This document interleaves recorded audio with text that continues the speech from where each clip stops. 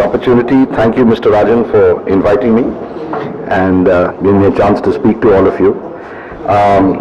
It's obviously a disadvantage being the last speaker, considering that whatever has to be said about China has been said. But I think I will jerk all of us onto the topic, which is China in transition. And I will start with what has been happening in the last year and a half or two, which somehow to my good fortune has not really been covered in depth. I will also, as the Chinese say, it takes a bold man to go against the current, put across a point of view that you can say is going against the stream that I've heard this morning. I do not take a very benign view of what China's ambitions are. While I do accept that we must seize whatever opportunities we find, I think we should not have a defeatist mindset, which is that they are where they are and we must make the best of what we can. Anyway, that's just as a prelude, but first, let me talk about the domestic scene in China, which very much like us in India, I think is undergoing tremendous change. And Ambassador Ranganathan did pick up something which I was also looking at, and I'm sure he'll agree, that there was an incident involving Po Xilai, who was a former Politburo Standing Committee member. And I think till today, people haven't really grasped the extent to which that represented a phenomenon for change. Throughout, in fact, 2012, 2013, we noticed a churning in Chinese politics that we had not seen in the past. And it was almost like an American style of political campaign that was going on there at that point in time. And Po Xilai pulled out all the stops in his attempt to get into the Politburo Standing Committee, and used the Maoist card by fanning revolutionary songs and like a revolutionary campaign, and various other things. But anyway, he was unsuccessful in his bid. But a couple of things did happen from his failed attempt. One, we are seeing the reverberations even today, when a whole lot of people closely associated with one of his closest supporters, which is Chow Yun-kang, who was the Security Czar and Politburo Standing Committee member, a lot of his supporters have been rounded up and they are now in jail or awaiting charges. The latest rumors out of Beijing over the last 3 days are that Chow Yun-kang's own arrest is imminent. So let us see whether it happens or not. But his son has been picked up, his eldest son, and his brother-in-law. So the other thing that happened from Po Xilai's failed attempt was, you can say, if I put it like a journalist, a gathering of the clans. All the veteran leaders of the Chinese Communist Party got together because they saw this as a threat to the party center, as it were, and they joined hands. They backed, therefore, the selection of people to the Politburo Standing Committee. The first fallout was that there was no successor of the next generation who was elected, and they had only Xi Jinping and Li Keqiang who were brought in. The second was that all these veteran leaders, regardless of the faction that they represented, backed Xi Jinping 100%. And here let me digress a little bit. I have always held, for the last few years at least, that there has been no gap between Hu Jintao and Xi Jinping, and I think that is confirmed now.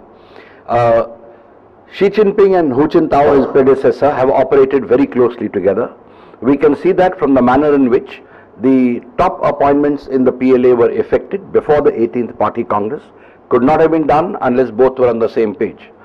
The Beijing party chief was appointed by Hu Jintao months before the Party Congress, and that appointment is always held by a person who has the confidence of the CCP party chief, and could not have been done unless Xi Jinping was with it, because that man continues. The Tibet Autonomous Region Party Secretary was appointed reportedly at the behest of Xi Jinping.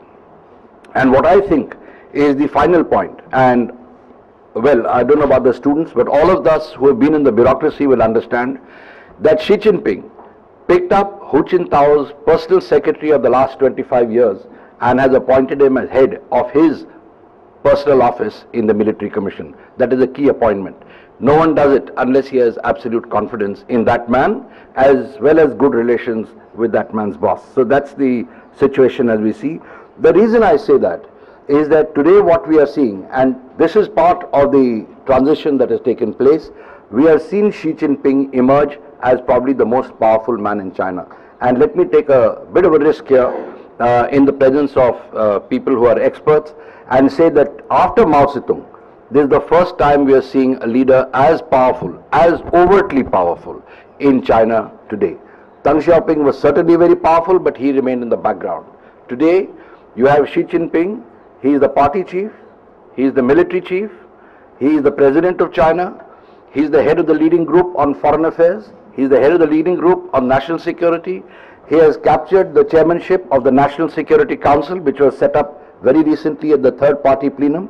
He has taken over economic policy, which has not been done over, I think, for the last so many premiers, to the extent that Li Keqiang was sidelined at the third party plenum. And he has taken over that job. He now heads the leading group set up for the comprehensive deepening of reform. So he is in fact totally in charge. And it is this strength that he got which enabled him to pronounce on something which was referred to earlier in the morning, which is the China Dream. The China Dream has been in the air for quite many years, but he spelt it out. And it is not just a dream like the American dream, which is an individual thing. This is a collective dream, and it is muscular and robust. It is not a China dream that talks about putting money into the people's pockets. That is something everyone wants, and it's a laudable thing. But he is also talking about the rejuvenation of China. That is shorthand for the recovery of all the territories that China claims, which is the old Qing dynasty, which includes, let me assure you all, large chunks of India as it is today. So it's not an innocent plea. It also represents Xi Jinping's ambition to go down in history, to have his sort of, shall we say, prescription introduced into the Chinese constitution and the Chinese lexicon within a year of his taking over power. Surprising that there's so much pinned on one man in a country like China. No one spoke about the other members of the Politburo Standing Committee. This third plenum unveiled 300 reforms, all of them aimed at converting China, as the leaders said, from a country where things were manufactured to a country where things were made. The difference being that innovation, science and technology, research and education were all being given a lot of emphasis, and a lot of money has been poured into that and continues to be poured into that now. They've also fixed a 7.5% growth rate. They've reiterated that China is a maritime nation, and this was first stated at the 18th Party Congress. They also spoke about the new Silk Route and the Maritime Silk Road, both of which indicate a renewed thrust in Western China as far as the remote and hinterland provinces are concerned. Of course, it has an impact on us. We'll come to that later. I think very important for all of us particularly was the conference on peripheral diplomacy that was held in the last week of October, before the third party plenum. It didn't get much play or was not written about, I think because everyone was looking at the third party plenum. But this is the first time in the history of the People's Republic of China that such a conference has been held. And it is important for two or three things. First, that it actually fleshed out a policy that China will follow with regard to its neighbors. Second, for the first time in its history, China decided to designate countries as friends and enemies. It's never happened before. And this was clarified by Professor Yan Shuitung, who is a Tsinghua University professor. He's known for his proximity to Xi Jinping. And at least at two conferences, one of which I heard him, he clarified what was meant by this.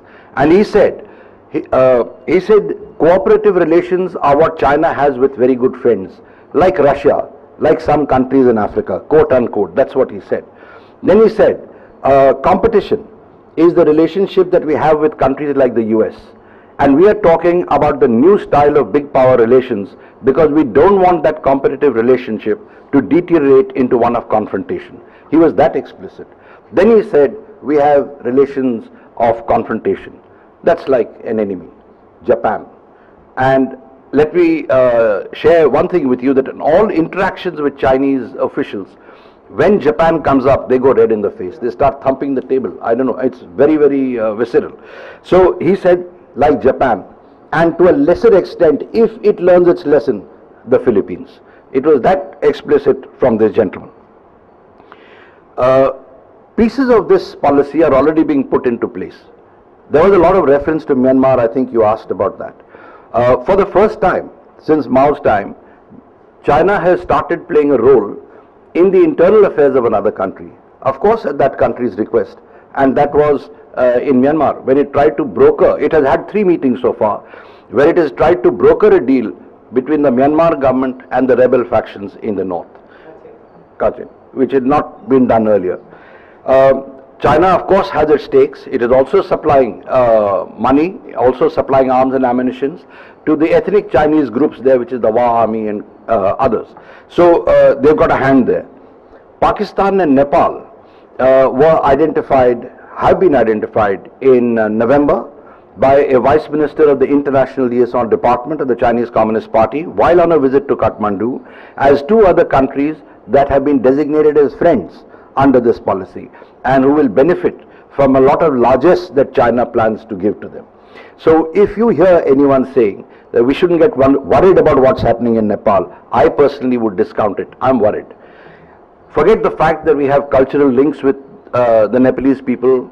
We are both supposed to be Hindus by and large. They come here for jobs, etc. That's fine. But if the rail link does come through, and it will come through, if they establish a base in Lumbini, which is just across the border, and All China Association of Buddhists, they have now taken over a proposal for redevelopment of Lumbini, I think we need to be very careful. I'm not saying that it's going to become inimical, but it will certainly be something that should cause us some sleepless nights. Underlying all this is something, I think, which is very major, and which Mr. Gopal and I were discussing last evening, is the jostling that is going on between China and the United States. The United States has been the #1 target for the Chinese for a number of years, certainly since their modernization started. And again, here I come to Professor Yuan Shuitung. He said there has been no trust, and he said this explicitly in writing and during a talk. He said there has been no trust with the US since 1989 between China and the United States. So that's the basis on which they start. There have been a number of articles written, particularly in the newspaper which caters to the public security apparatus in China, talking about what the US ambitions are, to dismantle the Chinese Communist Party, to introduce multi-party democracy, and to convert the present socialist command economy into a market economy. So they have expressed a lot of concern about that. And again here, I come to the Pochilai incident. They were convinced, as I'm sure some of us with a similar background as me here are, that the Pochilai incident would not have happened, or at least Wang Lichun would not have gone to the US Consulate General unless he had assurance of sanctuary. He didn't get it because the timing was wrong. Xi Jinping was about to visit the US. The Americans didn't want to clear the pitch. But that is what, so they were quite worried, and they remain worried.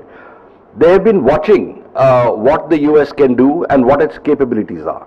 And they've been building up an asymmetric capability to deter the US. They can't defeat them, but they're deterring them. They're trying to delay them in areas where it affects both countries, and that is the Asia Pacific. It's the South China Sea and the East Sea.